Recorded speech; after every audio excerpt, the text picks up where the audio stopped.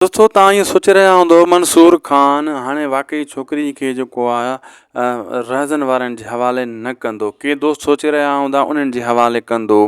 हाणे इन्हनि जे विच में आख़िर थियणो छा आहे।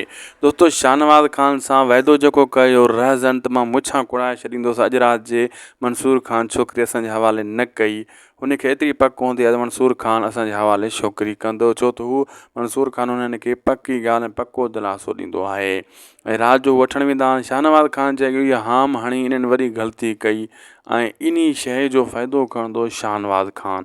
शाहनवाज़ ख़ान पंहिंजे वाठनि यानी हाशिम खे चई छॾंदो त रहज़न वारा जंहिं टाइम वञनि वठणु रस्ते में राति जो इन जे मथां तव्हां फायरिंग करे इन खे ज़ख़्मी कयो, मारिजो न। ऐं जीअं इहा फायरिंग थींदी ज़ख़्मी थींदा इहे ईअं सोचींदा त इहे मंसूर खान जा माण्हू असांखे फायरिंग करे ज़ख़्मी करे आहिनि, हू नथा चाहिनि त असां छोकिरी वठी वञूं, हू इहो चाहिनि था त हीउ शाहनवाज़ ख़ान हमिलो करायो आहे। रहज़न वारा ईअं सोचींदा त मंसूर खान ईअं इहा ई ॻाल्हि कंदो, इहो हमिलो मूं न करायो आहे, शाहनवाज़ ख़ान करायो आहे।